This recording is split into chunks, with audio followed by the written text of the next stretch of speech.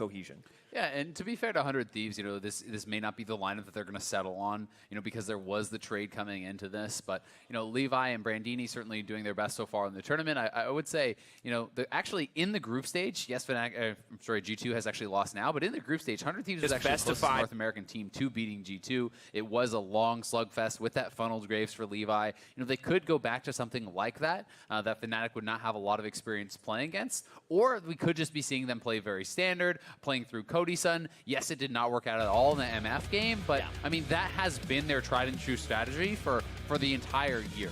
We'll see what the name of the game is as we enter picks and bans. 100 Thieves, as mentioned previously, on the blue side. Fnatic on the red. The Swain going to be banned away. Don't want to give it to Soaz. Do not want to give it to Whippo, Nocturne, and Rakan, the next two bans. I'm also going to be very interested to see if there is a red side Aatrox ban. Brandini, this guy is very hungry for pro play. He is a grinder, plays a lot of solo queue. Would not be surprised if he had practiced up on that Aatrox, gotten it ready for Rift Rivals. You know, because that is a potential first pick. If Fnatic have to decide, would he pick it if it's open? Do we ban it here? And right now, that's the last final ban that could be coming out. You know, Zoe also is certainly a strong option to look at there.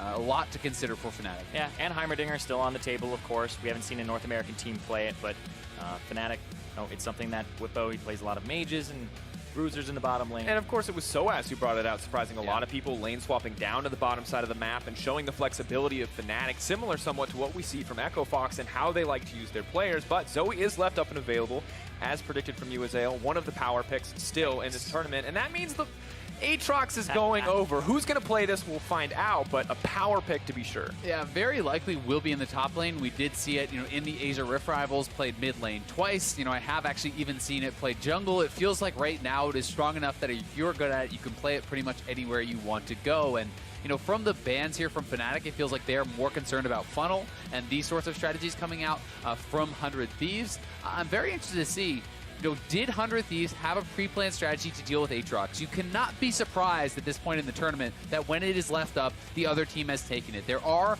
counter picks that people are talking about. I feel like Fiora should work very well into it.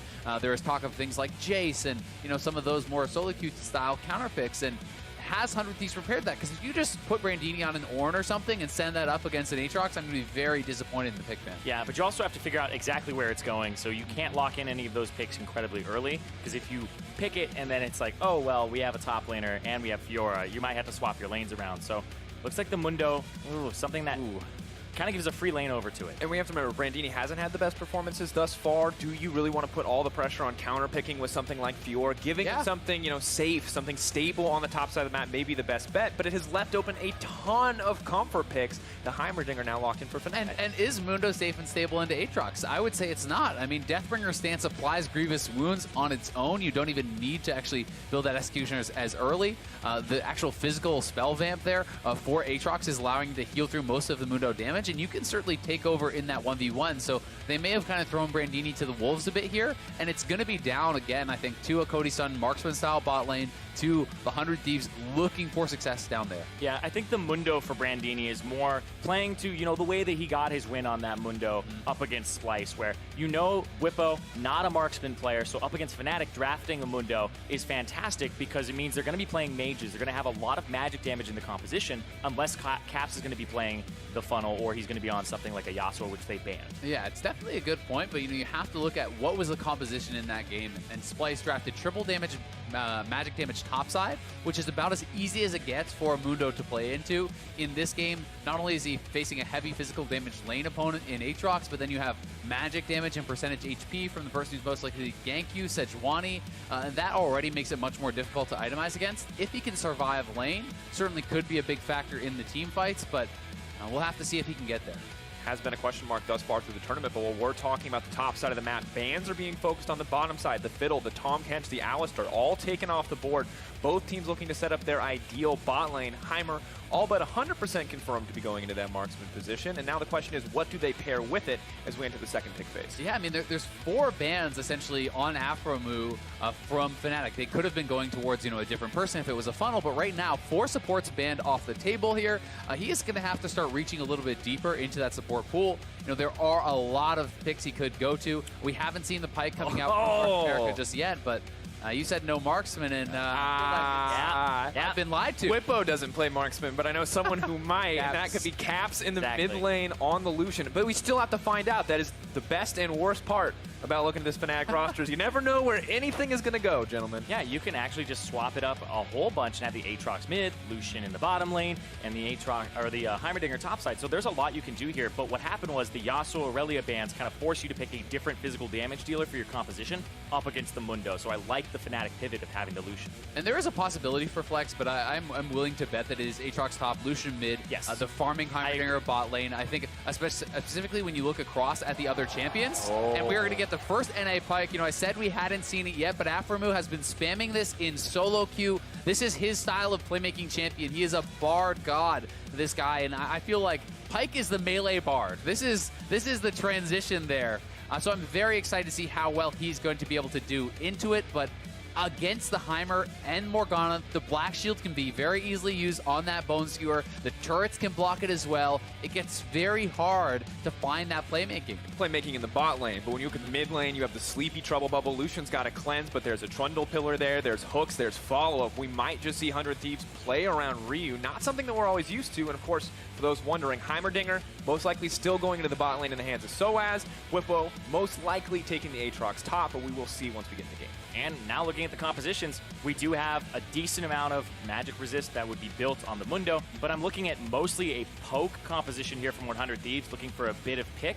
And then on the opposite side, it does look like a lot of sieging potential here. The Heimerdinger or Soaz is what's going to be in store. He'll be playing at bottom most likely, but I like the Ezreal pick into it because you can just shoot the turrets from long range. Yeah, you definitely can, but Heimerdinger plus Morgana has such an incredible amount of push, you're likely going to have Ezreal and Pyke permanently under their turrets, and can you actually hit that poke from under your turret? Have they, given up lane priority too heavily on the bottom side? That can make it very difficult when you're looking at a potential Aatrox versus Mundo. That's a losing top lane. Your bottom lane is going to be sitting under the turret. Is Zoe going to be that pressure valve, 400 Thieves, really dominating Caps? I don't know. I mean, I think that a lot of these lanes look like losing lanes for the 100 Thieves. A difficult position to draft themselves in for sure. We're going to see if individual talent can make up the difference, or if there's a greater strategy we haven't seen yet. 100 Thieves versus Fnatic. NA already up 1-0, a must-win for Europe. Make it further. No faith in Splice? I think at this point it's safe to call it a must-win, regardless of how Splice does. Now, gentlemen, there's a lot of lanes that we're going to want to talk about here. Still waiting to see exactly where everyone's going to unfold. The bot lane has already come up. With likely push pressure going in the favor of Fnatic, can Aphromoo just leave Cody-san alone under the tower? I mean, you can as far as kill pressure. I think he could stay safe for quite some time. But Hylissang and Soaz are going to have a lot of poke. And the real concern is not so much Cody-san dying, but your turret dying, right? Like, if you give up that push, Cody-san does not have enough wave clear on this Ezreal to keep his turret safe, to keep that alive. So it's then going to be up to Levi to find ganks. It's going to be up to them for their playmaking. And you can't expect Mundo to have pressure on the top side against the Aatrox. So really, comes down to Levi, comes down to Ryu, and the playmaking of Aphromoo. Yeah, and I want to see what Brandini does up against this Aatrox, because a lot of people don't know or haven't played against really good Aatrox players, and so they get caught off guard, because I am actually under the opinion that Aatrox is the best level 2 in the game right now, because the 3 casts of the Q plus the E, when you rank up the E, you instantly get 2 charges of it, because your charges start at second 0 in the game. So even when you don't have the ability leveled, as soon as you get it, you'll have 2, unless it's your first rank up in the fountain. So having that, you get 5 spell casts, which all reduce the cooldown of your passive, and you get up to 16 seconds off of it. So you're pretty much guaranteed a passive, 3 Qs, and 2 Es at level 2. AD steroids, knockups, healing, dashes. It seems a bit oppressive. It's pretty nutty, yeah. Still a bit of a ways. This is what we would call on the playtest team. Start reading out all the abilities. Ooh. All the information you need, but an early hook. Gonna be a good look. 100 Thieves and Aphromoo, exactly what he wants. Of course, Black Shield not available yet. Binding gonna stop any of the action from happening, but Gift of the Drowned Ones, nice for Aphromoo to have. It means most of that damage not gonna mean a thing. Yeah, and it is a pretty big deal if 100 Thieves can get the early push, if they have pressure from the jungle, and you see Hylissang and Soaz having to sit back and farm out of their turret, a lot of the power is taken out of that lane, and Ezreal can be the aggressor, can poke out his opponents under their turret. And this also means that Broxa, he had to back off because they didn't have lane priority, and that's going to be Levi getting double scuttle. Not a position you wanted to be in whatsoever. Could just look to head to the top side, of course, Whippo without pushing forward. Of course, has the advantage in terms of the 1v1, but can't look to 2v1 at any point this early. And Broxa nowhere in the area. Slowly jungling up to the top side of the map. Levi now set up for the instant run to top side, but you can see Whippo went from playing incredibly aggressive on that level 2 to sitting back on the level 3. Yeah, but Levi is trying to get behind him. This is pretty telegraphed, so I think Whippo is probably fine, but we'll see. Gotta watch out, Hugh! Oh, Deathbringer stance! Living up to his name. Whippo calm face. That is not a mistake you can avoid. You really hate to see that happen. Well, that is just well played from Whippo, honestly. Credit to him.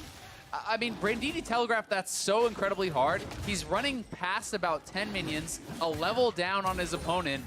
You can wait for the Trundle to be the one to start this, for the Trundle to be behind your opponent, but instead he goes forward, gets caught by the Deathbringer stance and the Q knockup plus the Comet. That is the early game burst of the Aatrox, and already things looking bad for Brandini on the top side. And it's a similar story on the bottom side of the map as well. You can see Aftermoo losing so much health. The power of the poke here from Fnatic outweighing the passive from Pike. It's a difficult situation to be sure. Yeah, and when you hit the sweet spot of your Q on Aatrox, it's 4 seconds off your passive. So he got 12 seconds off of it there, was able to just stab the Mundo in the gut. And you can only hold each Q for 3 seconds. So you just have to let Levi walk up, allow him to dance around the pillar, and Whippo is forced to use his Q at some point, or he just lets it drop off. It's only a 3-second window. And you're talking about a lot of specific timers here, Simon. You already mentioned not everyone has experience against this pick. Now the chain CC comes in. Afromoo. Ooh. Phantom Undertow takes him out to safety, but that is a difficult spot to be in. Yeah, and Hellsang even still has his Ignite. So, I mean, there is a lot of kill threat on Afromoo. If he gets caught by another CC, you saw the Dark Binding into the grenade. That procs all the turret lasers. You can follow up with the rocket for a second round of turret lasers. There's such an immense amount of burst possible there, and the Ignite is still available. So if Afromoo gets caught once more, he could be going down. Brandini. Ooh. Sorry to cut you off. Look a little nervous there. Yeah. No flash from Whippo means he gets to live, but not the lane phase that Brandini won.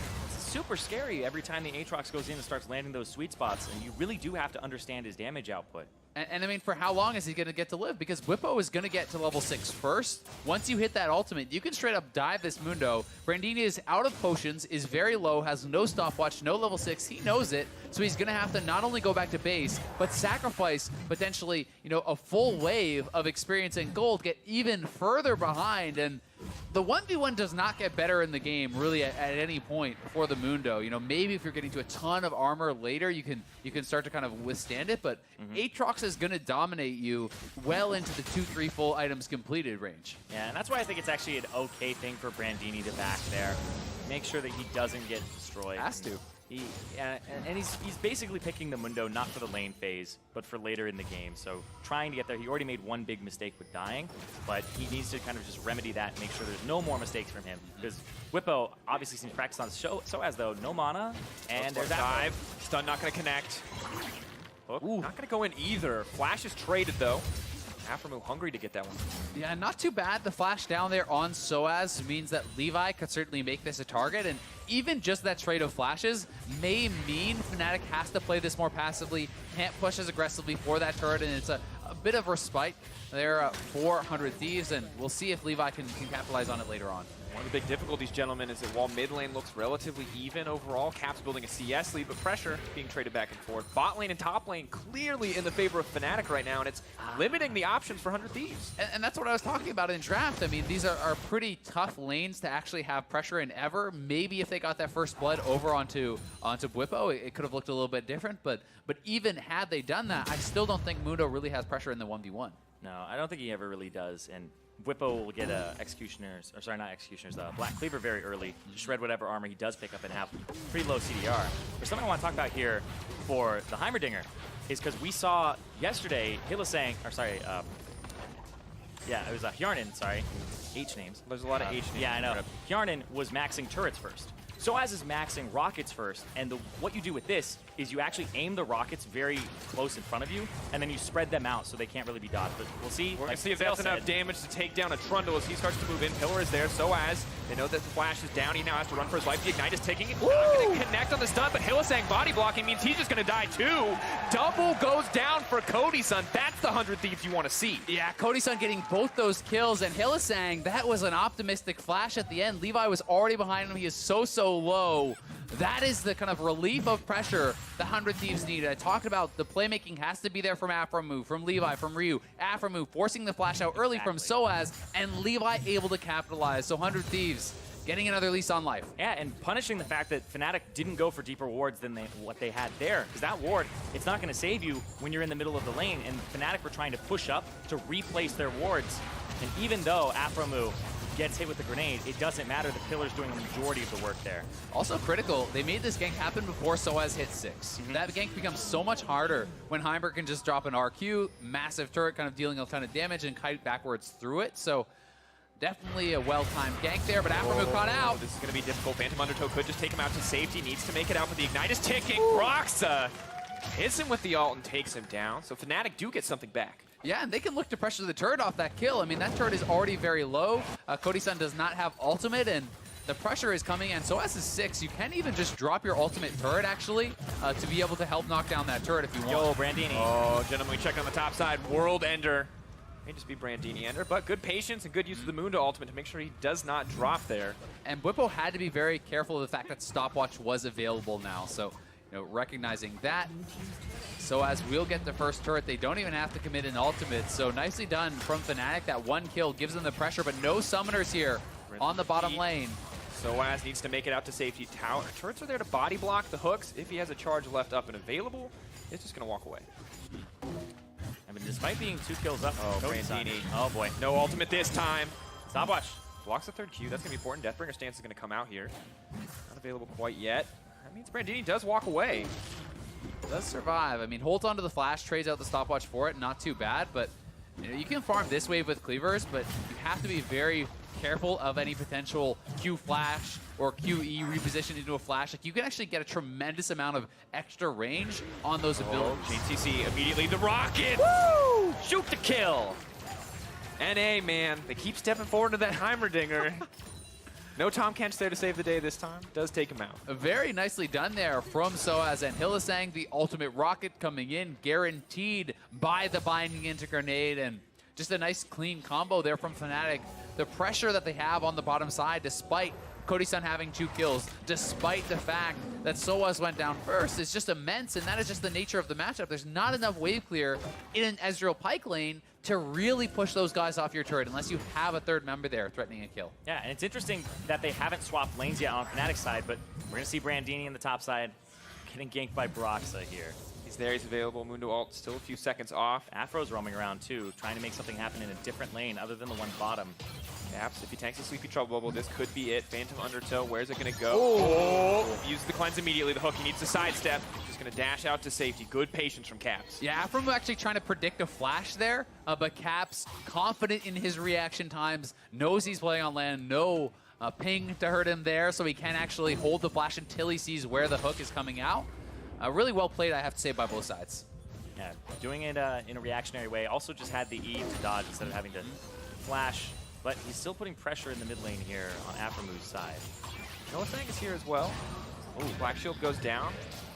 Only going to be used there to block. Didn't really need to step into it anyway, but it does mean that Caps is safe, and we check in on the gold, gentlemen. Almost a 2K gold lead for Fnatic. Most of that, the tower that they've built for themselves, as well as some of the CS differentials across the lane, mid lane and top lane, definitively in their favor. Ulti. Aphromoo just going to walk out of that. I think no actual follow-up available. They didn't know where the rest of 100 Thieves was, so despite the fact that Caps is in the area, when you have no vision, if Caps dashes in and the whole 100 Thieves squad is there, you just die. So trying to play it safe. Brandini now running the Emerald Dash, going to use to reposition. World Ender does come out, but Bwipo may just go down here. Flash used to take him to safety. Are they going to keep the chase up? Cody-san is here.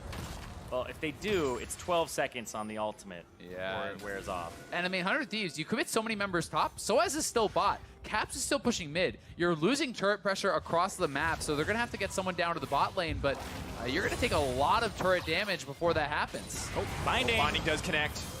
stopwatch immediately. Cancelled out by Caps. He wants a little bit more. The hook does not connect. That's bad news. Caps goes forward. No hesitation. Aphromoo with the Ghost Water dive. Still gets locked up into the tower, but you're going to have to hold that thought because Broxa is in the top lane. Cody Sun now running for his life. Zoaz is here as well, but he's walked face first into a Mundo. Does go golden. The super turret has been laid down. The stun goes on to Brandini. Disaster is striking. Cody Sun, it's all on you. Leaping forward, he gets one. Is he going to pursue for more? Looks like he's just going to back off in the end. He could continue to stay around here. I mean, Zoaz has no flash, has no ult, has no stopwatch. So if Cody Sun can get up onto him, fighting back well, and Cody Sun, 3 kills on him, he is looking strong, but they are bleeding out across the map. Fnatic is winning these skirmishes, having more lane pressure, and it's feeling really, really good for Fnatic right now. Oh, and yeah, Cody Sun, with those kills, though, he's looking to still scale. It looks like, I would potentially say Trinity Force because they need a decent amount of damage from him. But this was just a really good dive here from Caps and Hylissang. The binding into the culling, which forces the stopwatch.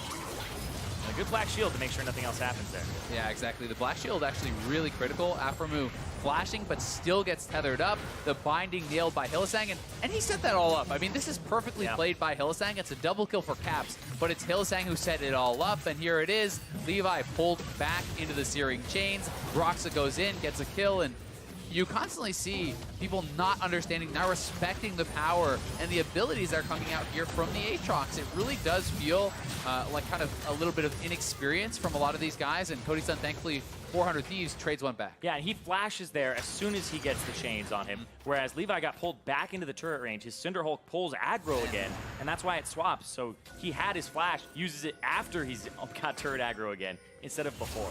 And those small executional mistakes plaguing 100 Thieves right now, turning against them. They've had some really highlight moments. Aphromoo with the play on the bottom side, Chain ganking that bot lane with Levi. They need to clean it up here because Caps is getting stronger. Blade of the Rune King finished. It's a similar story for Zoaz as he completes the Luden's Echo, and Ezreal slowly working towards that 2-item point. Zoe, not even with the Luden's completed, they're going to need a bit of time to get some items.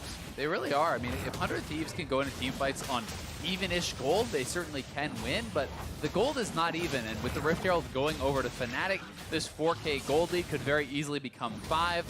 100 Thieves needs to kind of stop the bleeding, but they have a very poor wave clear, kind of compared to the pushing power of Fnatic, and it becomes very, very tough to actually thin those waves and keep the turrets safe. Yeah, and it becomes who can answer Whippo in the side lane, who can actually deal with the Heimerdinger push. And even if you can, you deal with it slower than they're able to push you out, right? Because you're talking about the wave clear, and that means you get to these turrets faster, and you get to make rotations a little bit better. So Fnatic are just in a fantastic spot here to just keep pushing this lead. I mean, one of the most powerful interactions that Heimer has is that the turret actually prioritizes the cannon above his own turrets, and the turrets do such an incredible amount of damage to those structures. So when a cannon wave comes in, you can drop multiple turrets on that structure and have your little mini turrets knock it down so incredibly quickly. Oh, no hesitation to dive, so pulling good. it back. World Ender, Brandini with a good flash out, using the ultimate and buying a bit of time.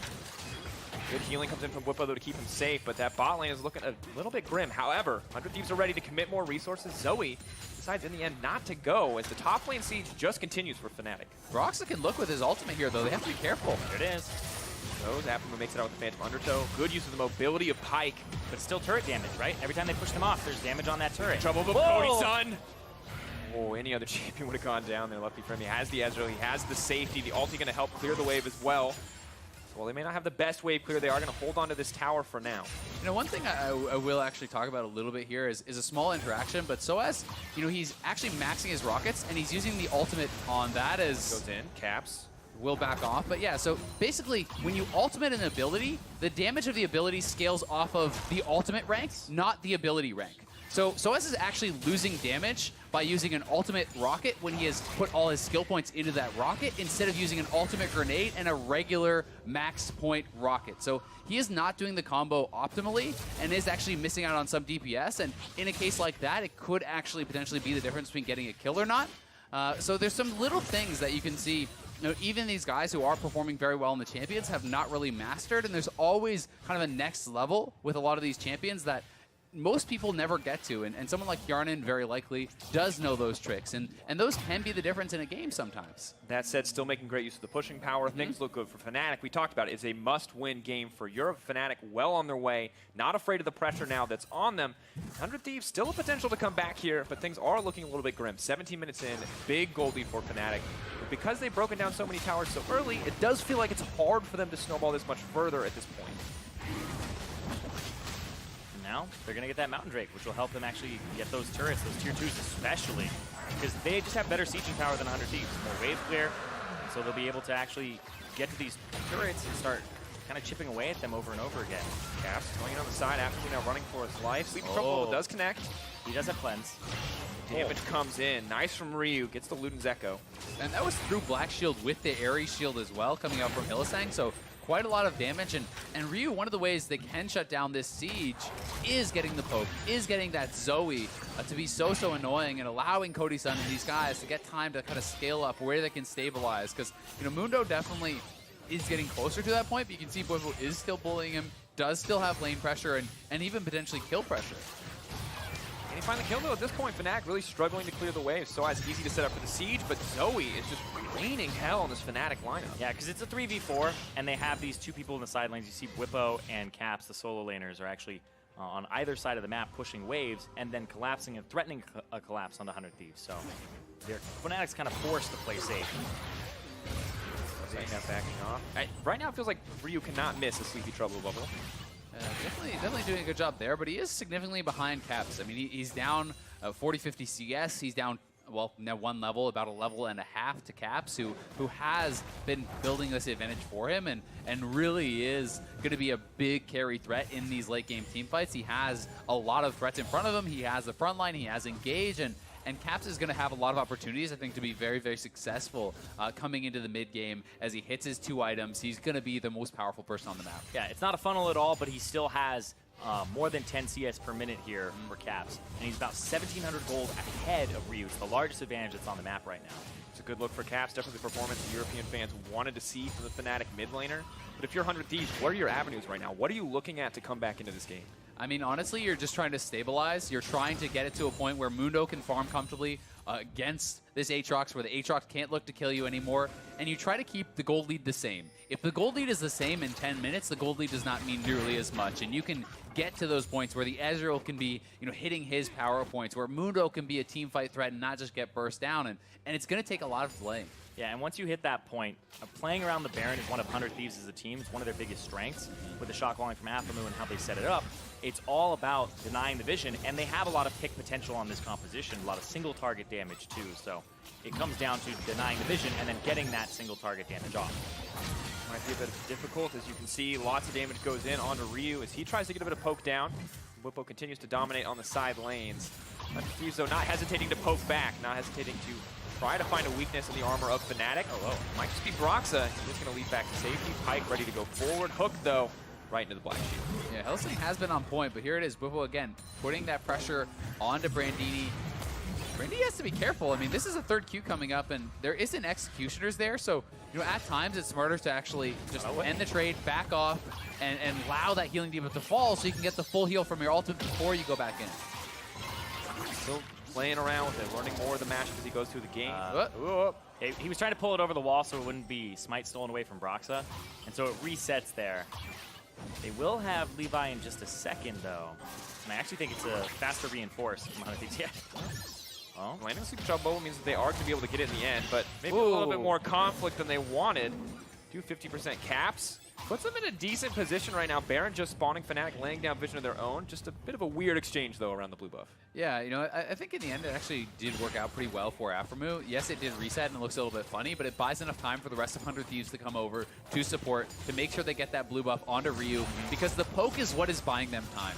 You want to have Ryu with unlimited mana, spamming out the Q, spamming out this poke, and pushing Fnatic back, because that is what is stopping them from sieging. Him and Cody Sun, every time they hit an ability, it slows the game down for Fnatic. It makes them hesitate. It makes them, you know, have to wait just that bit much longer. And that 2-item spike coming in for Cody Sun. It's been there for a few minutes now, but he is quite strong when you look relative to his opposition across the map. You saw a single Q taking about a 40% of Hylissang's health as he tried to go for the re-Q, or the recall. So it looks pretty good right now for 100 Thieves. I'm going to be really interested to see if Cody-san goes double tier here, or if he's going to go for a faster power spike with the third Blade of the Rune King item. And it is going to be another tier. So this is, more of a scaling strategy. And it's, again, more all in on the poke. If you can get this Seraphs built up, get that additional CDR, you're sitting on 40%, you're going to have so much mana. And him and Ryu are just going to be poking and poking and poking and not trying to ever commit to a full fight. Yeah, and for 100 Thieves, stylistically, that makes a lot of sense. They've always been a later game team, even back when they were in playoffs and playing against Clutch Gaming, right? It's trying to drag the game to the late game where they can play around the Baron and play around these kind of poke or vision denial strategies that really do favor them. But for Fnatic, it's trying to force these fights with Broxah, trying to force these fights, these bindings, trying to make something happen so that you don't have to just keep getting poked down over and over again. It's been a difficult couple of minutes for them. Could be a difficult moment for Caps. Uses the Culling just to dissuade any aggression. Broxah hesitating there. Doesn't want to throw out the ulti. Knows there's no follow-up. So for now, 100 Thieves get to continue to farm. The gold lead hasn't been growing anymore from Fnatic. And 100 Thieves happy with the exchange. Fnatic still with the lead. Whippo still very comfortable in that 1v1. But all is not lost yet. Oh, decent change. Black Shield still there. Is going to last long enough to stop the Bone Skewer from connecting. One of the troubles here, though, 400 Thieves, is they don't have anyone who can actually 1v1 answer Caps in a side lane. So they're putting this 4-man poke squad mid. Every once in a while, they send Ryu back over to collect the farm in the side lane, but Caps is slowly chipping away.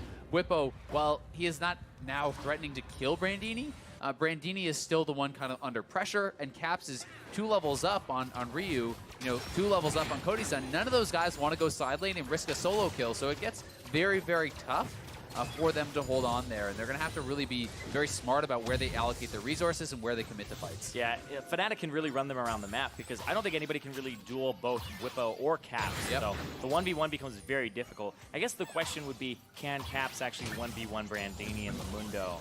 Because that champion, you never know its damage output until you actually get in a fight with him. I mean, I think it's one of those cases where Brandini can, at this point, if he plays safe, he can hold those champions, but he is still going to be down on pressure. He's never going to win, I think, the extended fight. And there's not, as you pointed out, Zyrene, really a good answer to the other solo laner who's going to be on the other side of the map for Fnatic, trying to create this spread pressure. And Fnatic slowly but surely is building their gold lead. They want to reach this kind of crescendo where it's maybe a 3-item power spike, where they say, okay, we're the most strong we can be with this gold. We are the furthest ahead of our opponents we will get, and then they choose a fight. They force a Baron, and they look that to be the killing blow. Well, they're not forcing Baron now. They're being diligent about setting up the vision. Broxah doing what he can to clear it out. The Scuttlecraft guarantees 100 Thieves at least a small time period where they can keep going. But we check in on the bottom side. Aatrox, of course, with the Death Stance. This is a disgusting amount of healing. Even Mundo is jealous at this point in the game. Sleepy Troubles keep connecting, but the follow-up just is not there right now for 100 Thieves. Fnatic, though, still giving it the respect it deserves, not overextending. Once Skewer comes out, he's going to connect on the Caps. Quite long enough range. I mean, 100 Thieves, though, they're not looking to follow up and try to commit to kills.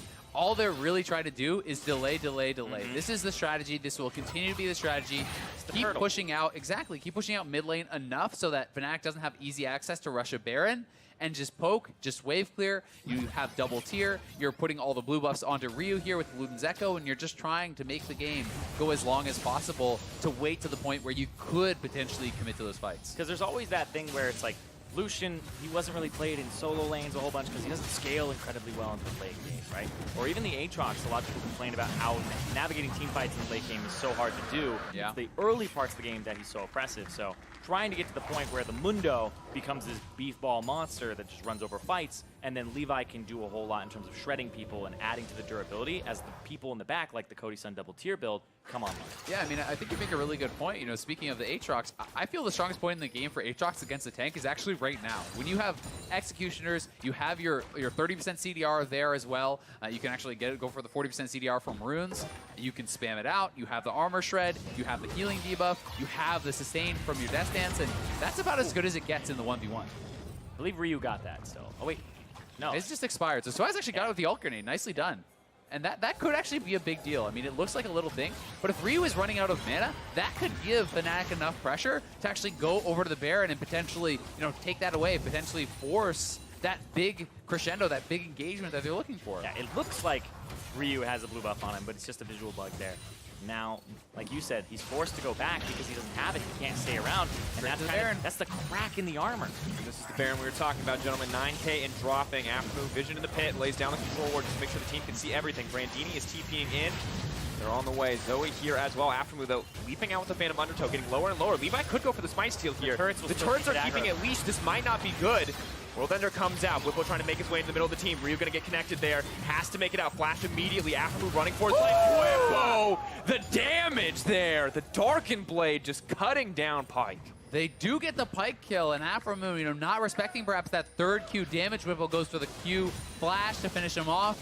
100 Thieves still have all their carries alive, though, and that is a no flash, no ultimate Aatrox, who's going to be weaker in the team fight, and they're getting low to the Baron. They have to be careful about this. Caps on the side. Exactly. Caps is on the sideline. Ryu! Poke. Whippo down immediately. That could be the turn for 100 Thieves. Ryu, no hesitation to move forward. That's a sleepy Sejuani. Can they get the follow-up? Doesn't quite connect. There's the calling. Caps needs to get one, but Ryu is popping off in this fight.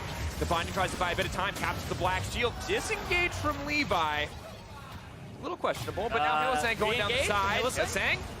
The Binding does connect, but he needs to run. He needs to get out of there. The slow has now faded. Absolute chaos in the pit. Yeah, and 100 Thieves, I don't know if they're going to do it, but they could have potentially started the Baron there instead. Just going to say, okay, we push them off. We take our small victory. Go back to base. Could have been a lot more kills from there, but yeah, Fnatic getting very low to the Baron. The poke coming in from Ryu, from Cody-san, in addition to that Baron damage, is more than enough to really get them off. And you have to remember, Whippo has no ult, has no flash. They group up on the side, and Ryu says, yep, that's me. Goes in, finds the poke, gets a kill. Yeah, throws the Ignite down too, and gets a flash from earlier in the fight. So he gets to use that to land the Sleepy Trouble Bubble, which gets Roxa killed there.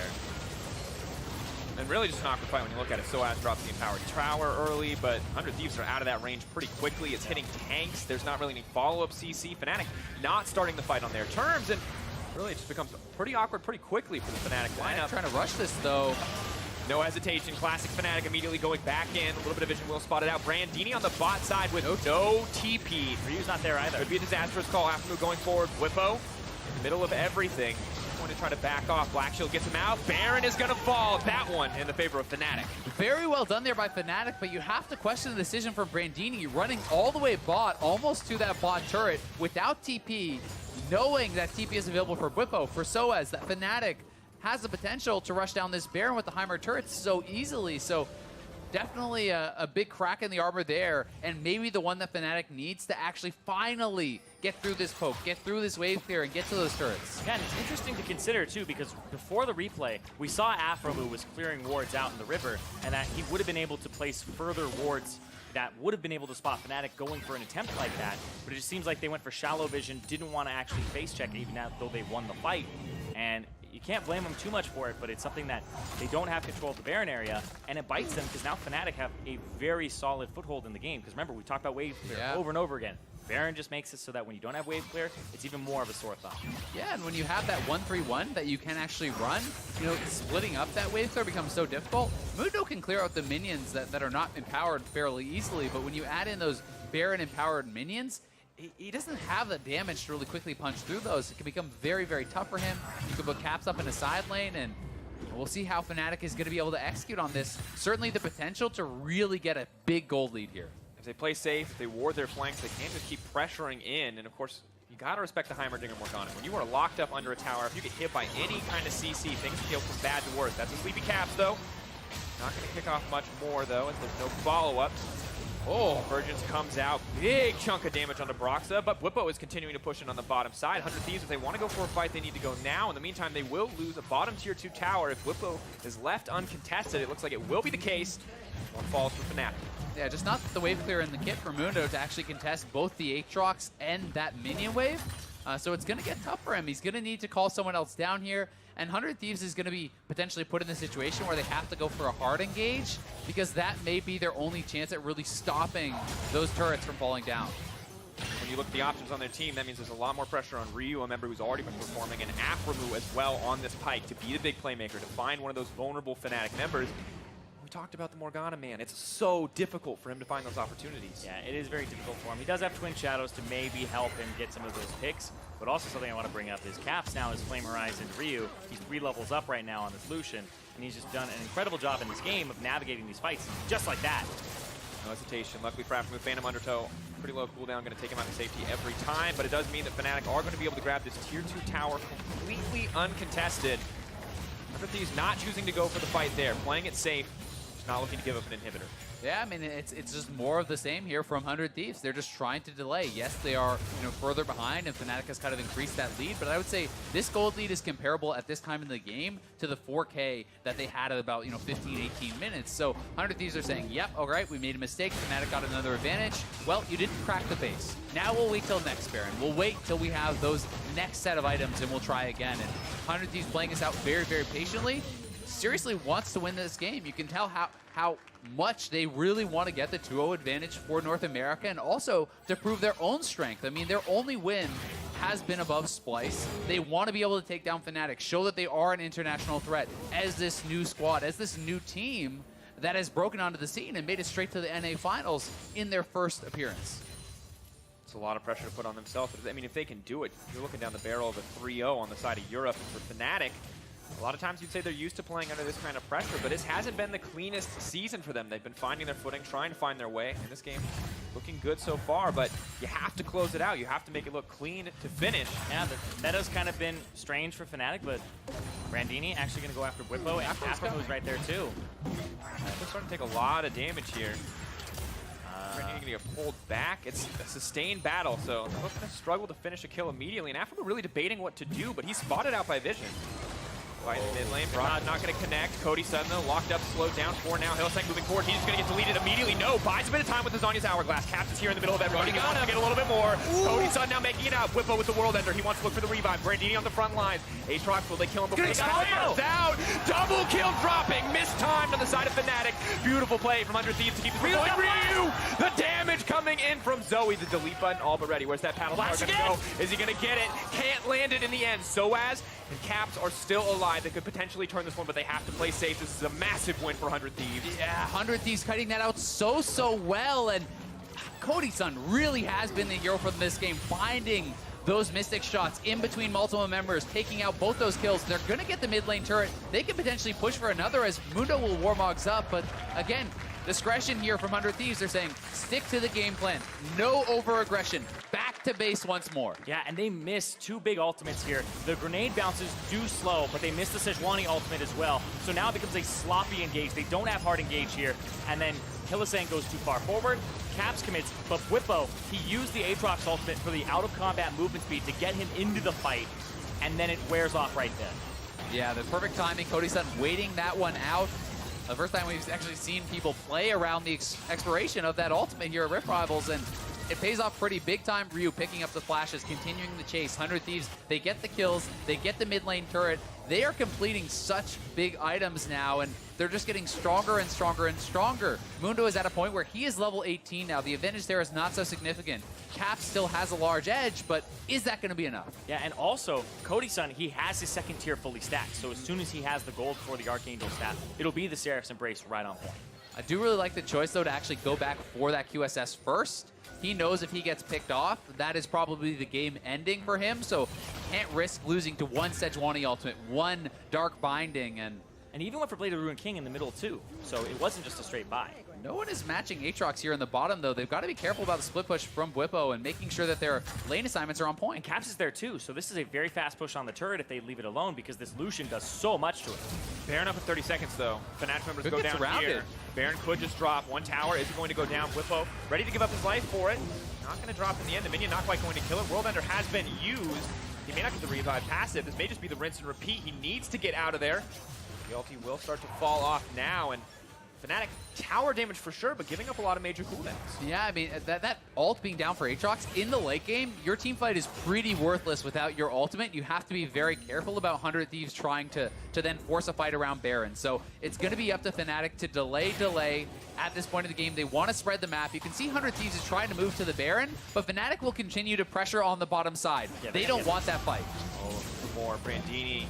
Big meat shield, but just cannot stop Caps from hitting the tower there, so that is going to be an exposed inhibitor, but the inhibitor not down yet, and the rest of Fnatic still trying to control the Baron area here. 100 Thieves not certain what their next move is. And that's so interesting, because 100 Thieves, they have Cody Sun with teleport. There's no TP on somebody like Caps. So even if you put Cody Sun and you 2v2 bottom side, it also means that you have an advantage in terms of globals, because Caps, he's just running the cleanse. He's making sure that he doesn't get picked up by any bubbles.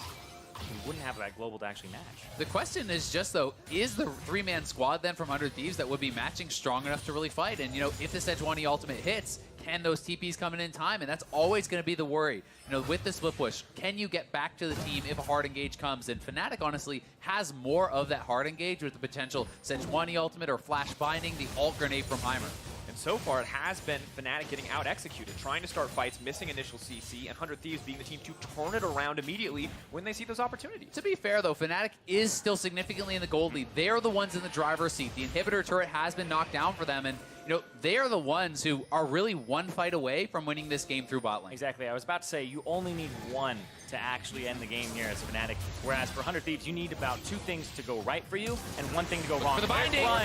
Cody Sun trying to make his way out. Ryu is going to go down immediately. The shutdown. This could be the fight. Whippo in the middle of everybody. World Ender, and he's looking to end 100 Thieves. Bring back the hope for Europe. Trying to turn this fight. Confidence as the double kill drops for Caps, keeping the fight going. They're looking to make 1 more. 3 down. The mid lane ready. Where are Fnatic going to go? Baron in their sights. Oh no, it looks like they might try to just push down for the inhibitors because they could get 2 inhibs, mid and bottom here. They could actually potentially just end it if they tank up the turrets, keep those minions alive. They have Heimer turrets here as well, and I mean, they're so long on Cody Sun, still an additional 30 seconds. We'll see if they want to go for this. I think they're going to go for the throat. They're not going for that second inhibitor. Creep wave knocks down Soaz and the rest of Fnatic pushing in. Africa's got to try to buy a bit of time. Phantom Undertow comes out, but he's going to get deleted in an instant. Can't even complete the death from a blow for a little bit of damage. Europe striking back here in the final best of 5. Fnatic taking down 100 Thieves. And that makes it 1-1, as we will have Team Liquid versus Splice next. Very tense game. I mean, Fnatic with the advantage whole way through, but 100 Thieves playing strong defense, staying alive for a long time, but you know, in that final fight, despite the Morgana binding missing, despite the Sejuani ult missing, they